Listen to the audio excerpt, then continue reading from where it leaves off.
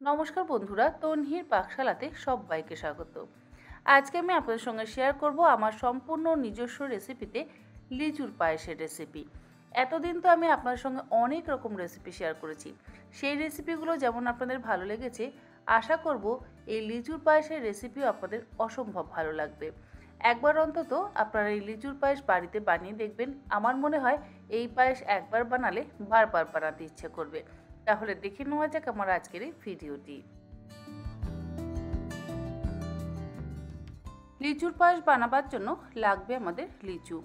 বাজারে তো ভালোই লিচু পাওয়া যাচ্ছে, তবে যতটা পরিমাণে আপনারা পায়েস বানাতে চান সেই অনুযায়ী আপনারা লিচুর ব্যবহার করবেন।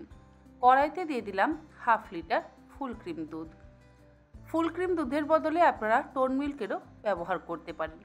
গ্যাসের ফ্লেমটাকে হাইতে করে দিয়ে দুধটাকে ভালো করে জাল দিয়ে ঘন করে নেব। দুটো ছোট এলাচ এর মধ্যে দিয়ে দিচ্ছি।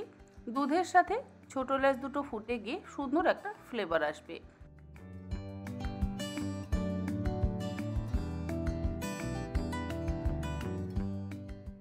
দুধ ফুটে যখন ঘন হয়ে গিয়ে বেশ অর্ধেকটা হয়ে যাবে, সেই সময় আমরা দিয়ে দেব 1/3 কাপ পরিমাণে মিল্কমেড বা কনডেন্স মিল্ক।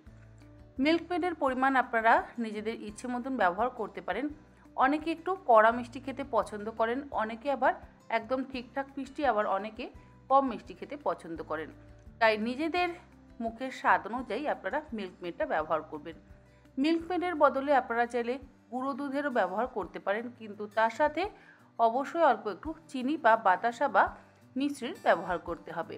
সেই জন্য মিষ্টিটা আপনারা নিজেদের স্বাদ অনুসারে ব্যবহার করবেন। মিল্কমেড দিলে স্বাদ তো অবশ্যই ভীষণ ভালো হয়। যদি মিল্কমেড দিতে অসুবিধা হয় তাহলে আমি অপশানগুলো বলে দিলাম। আর যেটা আমাদের লাগবে সেটা হচ্ছে লিচু। এখানে আমি 15 থেকে 20টা লিচু ছাড়িয়ে নেব। আপনারা যতটা পরিমাণ লিচুর পায়েস বানাতে চান ততগুলো লিচু কিন্তু ব্যবহার করবেন।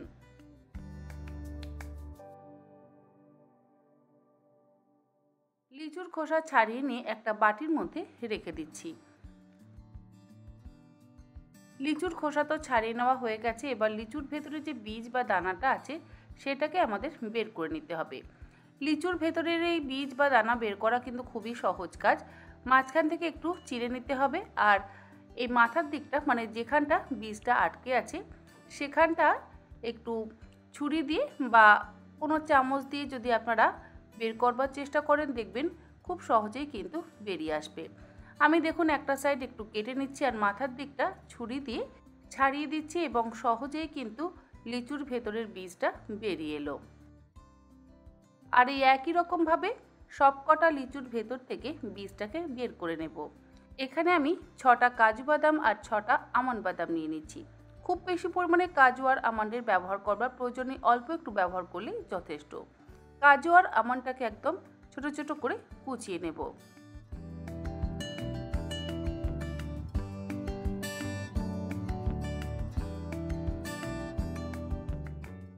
কুচনো কাজু এবং আমন্ড বাদামের টুকরোগুলোকে একটা আলাদা বাটির মধ্যে নিয়ে নিচ্ছি। তারপরে এর মধ্যে নিয়ে নেব 4 টেবিল চামচ পরিমাণে মিল্ক পাউডার।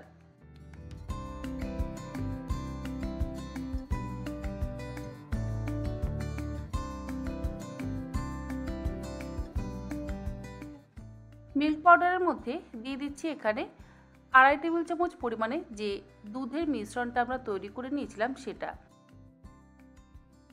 দুধ জাল দিয়ে ঘন করে নেওয়ার পর এর মধ্যে 2 থেকে 2.5 টেবিল চামচ পরিমাণে দুধ দিয়ে একসাথে ভালো করে মিশিয়ে একটা শক্ত ডোয়ের মতন তৈরি করে নেব। এটা খুব বেশি নরম করবার কিন্তু প্রয়োজন নেই, যদি একটু শক্ত হয় তাহলেই ভালো হবে। আর দেখুন এরকম আমি একদম শক্ত ক্ষীরের মতন করে নিয়েছি। এবারে এটাকে আমি একটা একটা করে যে লিচুর বীজগুলোকে বের করে নিয়েছিলাম সেই লিচুগুলোর মধ্যে ভরে নেব।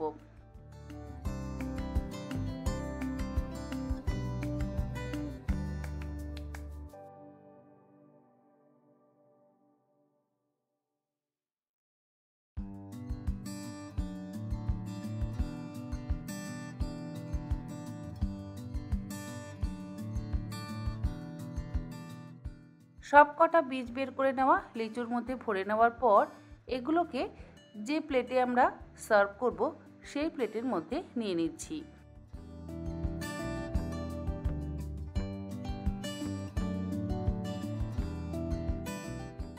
প্রত্যেকটা লিচুর মধ্যে ক্ষীর ভরে নেওয়ার পর ওপর থেকে যে দুধের মিশ্রণটা আমরা আগে থেকে তৈরি করে রেখেছিলাম সেটাকে ঠান্ডা করে নিয়ে ঢেলে দিচ্ছি।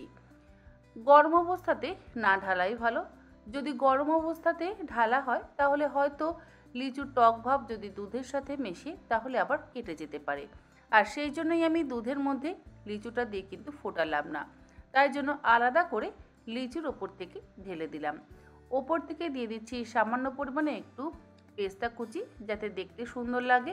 একদম সাদা সাদা লাগলে দেখতে যেহেতু ভালো লাগে না, সেই জন্য একটু পেস্তা কুচি দিয়ে দিলাম। আর দিলাম 2-4টে গোলাপ ফুলের পাপড়ি। অবশ্যই এখানে শুকনো গোলাপ ফুলের পাপড়ি ব্যবহার করেছি, আপনারা চাইলে ফ্রেশ গোলাপ ফুলের পাপড়িও কিন্তু ব্যবহার করতে পারেন। তৈরি হয়ে গেল দারুণ সুস্বাদু লিচুর পায়েস। একটা যদি প্রথমে মুখে দিয়ে দেখেন তাহলে আমি বলবো একটা খেলে মোটামুটি গোটা 10 আপনাদের খেতে ইচ্ছে করবে। আজ তাহলে এই পর্যন্ত, আবার হাজির হয়ে যাব অন্যদিন অন্য কোনো ইন্টারেস্টিং একটি রেসিপি নিয়ে। ভালো থাকবেন, সুস্থ থাকবেন, ধন্যবাদ।